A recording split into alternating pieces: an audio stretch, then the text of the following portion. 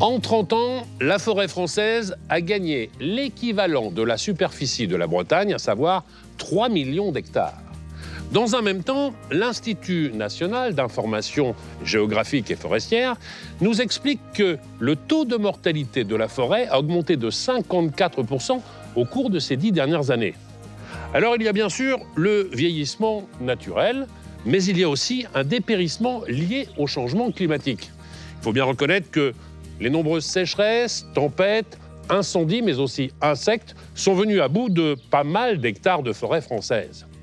Nous sommes à Génétine, dans l'Allier. Nous avons rendez-vous avec Xavier Finou qui va nous montrer concrètement les conséquences sur nos arbres.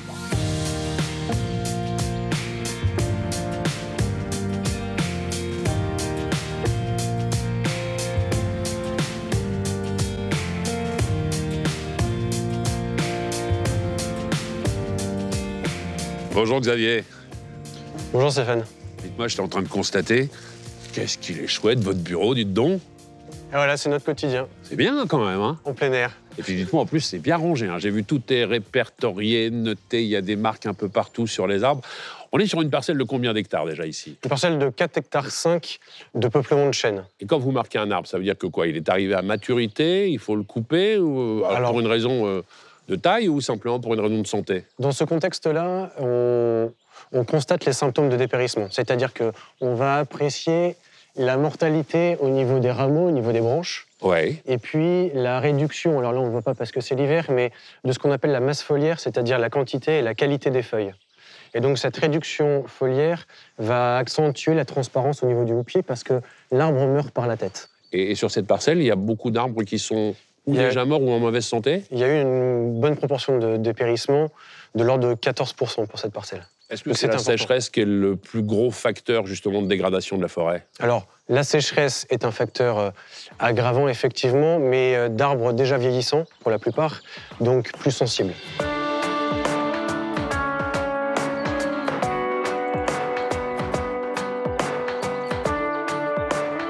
Maintenant, l'autre critère, c'est le sol, parce que la réserve en eau ici est très faible et le sol n'est pas particulièrement favorable. D'accord, parce qu'un arbre, il a besoin de combien de litres d'eau par jour pour vivre correctement? Il faut imaginer qu'un chêne adulte consomme de l'ordre de 200 litres par jour d'eau. Quand on a des vagues de chaleur, s'il y a plus d'eau qui s'évapore par les feuilles qu'il n'y a d'eau qui arrive par les racines, alors l'arbre peut subir ce qu'on appelle une embolie gazeuse, c'est-à-dire que des bulles d'air vont apparaître dans les vaisseaux conducteurs. Et donc, l'eau ne va plus circuler et ça va conduire à la mort des branches, mais donc de l'arbre entier même. Et l'arbre va mourir sur combien d'années? Assez rapidement? Ça peut être extrêmement rapide, mais il faut comprendre qu'il y a une inertie entre le moment de l'impact des canicules et sécheresses des étés 2018, 2019 et 2020. On ne verra pas tout de suite, et ça met du temps, l'impact du dépérissement. À partir du moment où l'arbre est mort, qu'est-ce qu'on en fait? Est-ce que finalement, il a les mêmes capacités, les mêmes qualités pour être du bois de construction ou un bois d'œuvre? Le but, c'est de valoriser dès que possible le bois d'œuvre de qualité qu'on peut en tirer. Donc de la charpente jusqu'à la traverse, qu'elle soit paysagère ou qu'elle serve pour les traverses de la SNCF.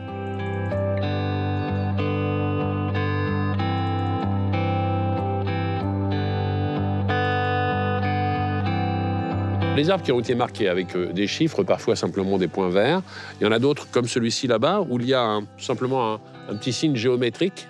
Qu'est-ce que vous avez identifié là-bas? Qu'est-ce que vous allez en faire de cet arbre? Alors cet arbre, on l'appelle arbre habitat, c'est-à-dire que dans le cadre de notre gestion, au-delà de la valeur économique qu'on va pouvoir apprécier et l'amélioration des peuplements en enlevant les arbres qui sont en train de dépérir, on va évidemment apporter aussi une valeur environnementale, d'abord et avant tout, pour favoriser la biodiversité. D'accord. Donc ces arbres-là qui vont dépérir vont se dégrader en privilégiant l'installation d'insectes et autres champignons. C'est-à-dire qu'il est déjà habité par les insectes, donc soit on décidait de le couper, mais finalement on n'en aurait pas fait grand-chose. Absolument. Soit on laisse la biodiversité vivre tout simplement, et c'est comme ça qu'on gère correctement une forêt? Absolument. C'est l'équilibre entre tous ces seuils-là. Donc vous n'êtes pas là simplement pour prendre des mesures, vous êtes là pour faire le bilan de santé de la forêt au quotidien? Absolument. C'est exactement ça? Exactement. Allez, venez, on continue la balade, j'ai plein d'autres questions à vous poser.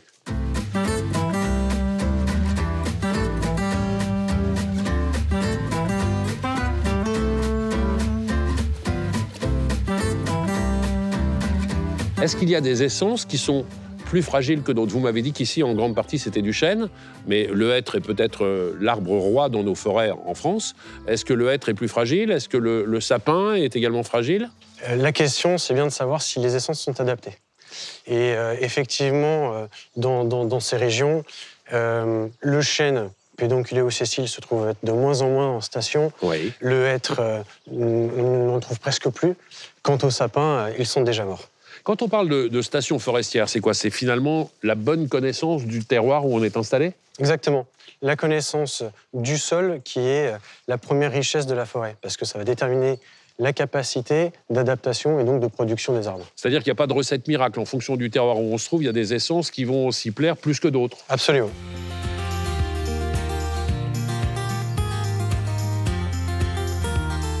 Alors abordons d'autres chapitres météorologiques. On a parlé de la sécheresse, il y a aussi la grêle, les tempêtes. On en voit de plus en plus, il va falloir composer avec pour les années à venir. Absolument. Les épisodes de grêle sont de plus en plus fréquents, causent des dégâts très importants en forêt. En fait, la grêle va déchirer les feuilles, va créer des lésions assez importantes en cassant les branches et donc causer beaucoup de mortalité. Et ça, à tout âge, des jeunes individus au peuplement plus mature. Lorsque dans la forêt, je vois quelques arbres couchés les uns sur les autres, ça, ce sont les tempêtes? Alors, effectivement, les tempêtes, c'est le phénomène le plus sévère et qui est même premier de tous ceux qu'on a cités. C'est-à-dire que si on prend l'exemple des tempêtes de Martin Lothar de 99 ou de Klaus de 2009, elles ont ravagé et soufflé près d'1 million d'hectares de forêt. Ça, c'est colossal. C'est énorme. Contre ça, on ne peut rien faire. Récolter et valoriser à temps. Exactement. Alors, il y a des images chocs qu'on a tous vues cet été. Ce sont les incendies de forêt. J'ai lu qu'il y avait 70 000 hectares qui étaient partis en fumée, carrément. On peut dire que là, il y a peut-être des choses à faire en tant que citoyen.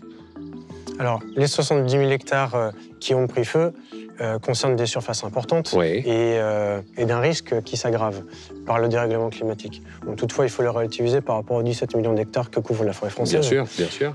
Mais s'il fallait apporter des solutions, elles passent par la gestion des massifs. C'est-à-dire, à un moment donné, il faut clairsemer davantage la forêt, il faut créer des allées coupe-feu, plus ou moins, ou des choses de ce genre. La gestion va déterminer les aménagements avec les créations de pistes, les pare-feux et l'aménagement en mélange d'essence. Mélange d'essence, ça peut être une solution? Absolument. Ça va permettre une meilleure résilience et limiter la propagation. Vous avez des enfants? Absolument. Combien? 4. Vous les sensibilisez déjà énormément à l'environnement, à la forêt? Absolument, oui. Alors transmettre l'émerveillement pour la nature et en vue de la pérenniser, c'est notre métier. Tout l'enjeu, c'est la transmission. Ils ont quel âge? De 6 à 1 an. Et ils vont continuer à pousser à l'avenir, comme cette forêt d'ailleurs. Et avec vous, nous aborderons le futur de la forêt un petit peu plus tard dans l'émission. Je vous laisse continuer le marquage et on se retrouve un peu plus tard, Xavier.